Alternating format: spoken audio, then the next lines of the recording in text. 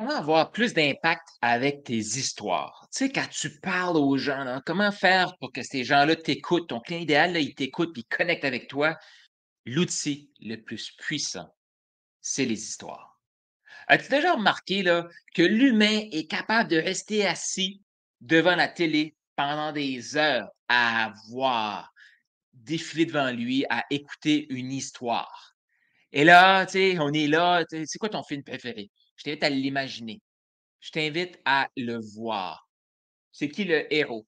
C'est quoi au début du film là, son problème? C'est quoi son gros problème? Et par la suite, c'est qui le guide qui a découvert? Et c'est quoi l'adversité qui a passé à travers? Et boum, c'est quoi le résultat final? Tu le vois, hein? Eh oui. C'est pour ça que l'histoire est ultra puissante. Et là, peut-être que tu te demandes, mais comment je peux apprendre à raconter des histoires? Pourquoi je devrais apprendre à raconter des histoires? Ben là, ça, je te l'ai dit. Pourquoi? C'est que pour que tes gens, ton client idéal t'écoute, parle en histoire. Pourquoi? Et pourquoi on est aussi fasciné? As-tu déjà posé cette question-là? Pourquoi l'humain peut rester assis pendant des heures, même on va dire des semaines, là, avec les séries Netflix qu'on écoute en rafale, ben, les gens restent assis à écouter des histoires. Pourquoi? C'est que l'humain aime être dans son imaginaire. Et le cerveau humain ne comprend pas les mots. Non, on réfléchit, on pense, on voit en images. Hey, un petit coucou ici pour t'inviter à t'abonner à ma chaîne YouTube. Clique, tu sens que ce message-là te fait du bien, tu veux trouver de l'alignement, de la clarté et du calme. Clique. On comprend les images. Pourquoi qu'on dit les images vaut mille mots? Une image vaut mille mots. Parce qu'une image, c'est concret, on le voit. L'humain, si tu fais juste parler, parler, parler de ce que tu as, peu importe, l'humain, eh bien, il va rester à t'écouter puis pas comprendre. Mais s'il peut se voir dans ton histoire, là, il t'écoute. Et qui est le meilleur storyteller que la Terre a porté? Selon toi, c'est qui? Écris ça dans les commentaires, que tu sois sur le podcast ou sur YouTube. Qui est le meilleur storyteller? Et ça, c'est une question que j'ai souvent là, parce que, tu sais, dans la série, je suis dans la même série, hein, on parle de Dieu, on parle du succès, on parle de l'entrepreneuriat. J'ai souvent ça, cette question-là. Euh, mais pourquoi Jésus parlait tout le temps avec des métaphores, des paraboles?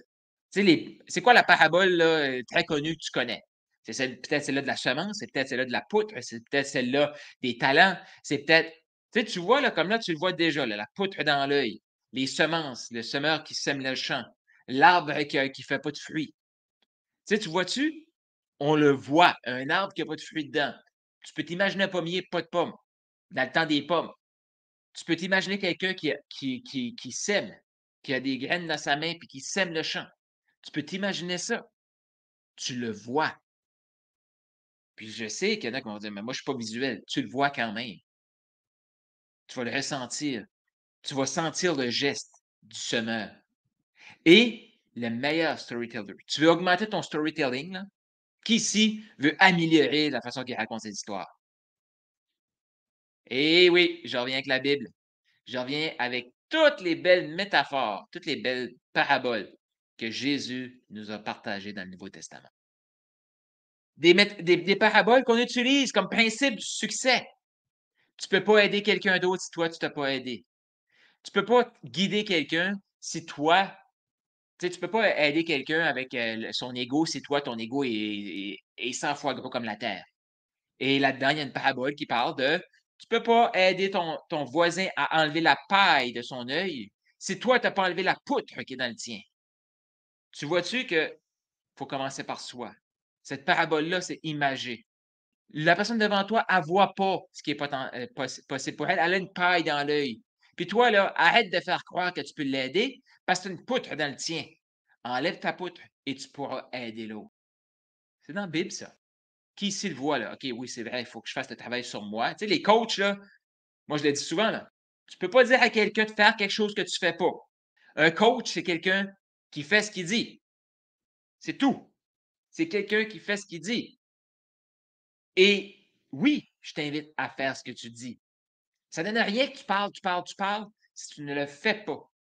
Et Pourquoi dans la Bible, on voit autant d'histoires de paraboles? C'est que le cerveau ne comprend pas ça, ne comprend pas les mots, mais dans une image, on le voit. Et l'autre chose aussi, quand on raconte des histoires, la beauté, c'est que la personne, ben, elle va vivre l'histoire à sa façon, où est-ce qu'elle est dans sa vie.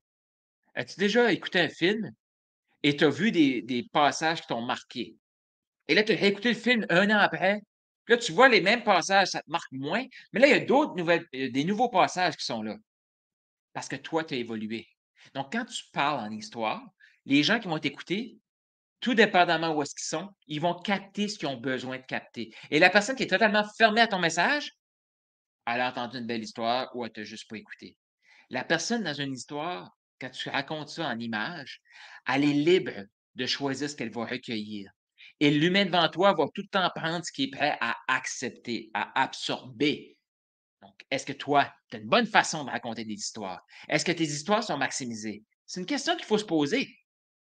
C'est une question qu'il faut se poser. Et il y a une raison pourquoi ce livre-là a passé à travers les années, les époques, malgré toute l'adversité qu'on y connaît.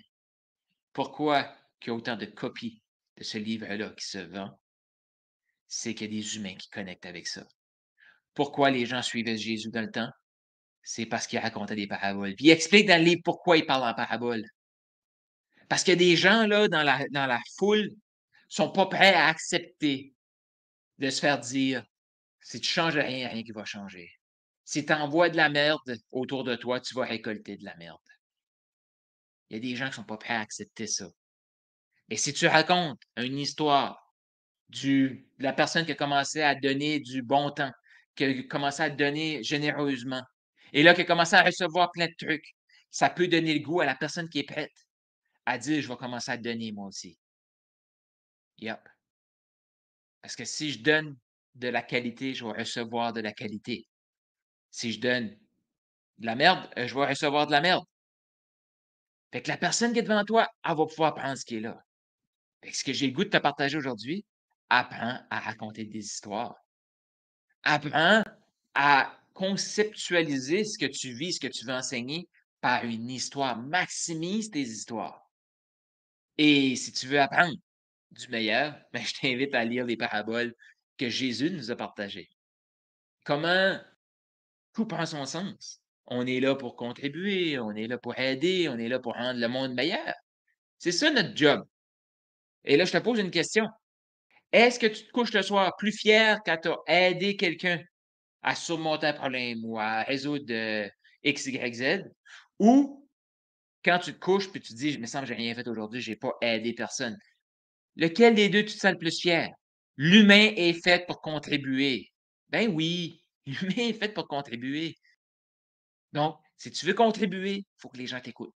Pour que les gens t'écoutent, il faut que tu leur parles dans leur langage. Est-ce que tu as déjà remarqué que quand tu utilises des images, les gens t'écoutent? Les gens captent ce que tu veux. Ils peuvent se l'imaginer. Apprends à mettre des images. Apprends à ce que les gens peuvent vivre l'histoire avec toi par, tu sais, que les gens puissent appliquer le principe que tu veux leur enseigner par une histoire. Et c'est ce qui va faire que ton entreprise va croître. Là, oui, oui, je fais cette série-là pour t'aider dans ton entreprise, puis pour te partager à quel point ce livre-là il est complet. C'est les 2. C'est pour ça que la série s'appelle Dieu et le succès. Oui, j'y crois. Dieu veut qu'on soit rempli de succès, veut qu'on soit rempli d'abondance. Mais pour ça, il faut que nous, on s'améliore pour connecter avec la personne devant nous, pour lui donner le goût de continuer son chemin, puis de devenir meilleur et faire sa différence. Et ça, on a tout ce pouvoir-là. Tu as ce pouvoir-là. Tu es assez. Et même encore plus. Go shoot pour le million. Oui, oui, on peut parler d'argent. Je vais revenir. Il va y avoir des épisodes là-dessus, spécifiquement l'argent et Dieu. Je reviens sur ma parabole des talents. Dieu veut qu'on multiplie nos talents.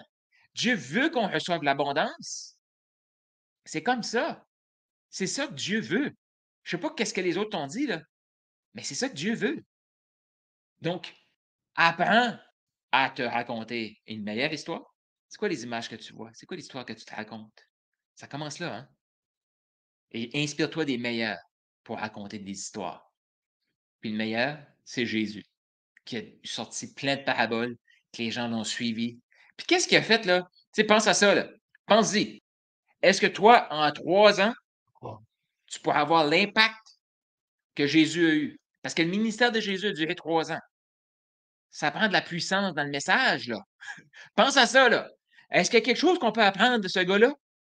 Quand tu te dis, son ministère a duré pendant 3 ans et 2000 quelques cents ans après, on en parle encore. 2023 ans après, on en parle encore. Il y a quelque chose, là.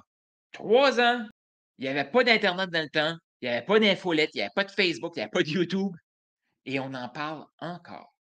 Imagine si tu t'inspires de ses enseignements, de sa façon de communiquer pour communiquer. Comment ça peut impacter ton message? Comment qu'un message plus puissant peut t'aider à avoir plus de clients?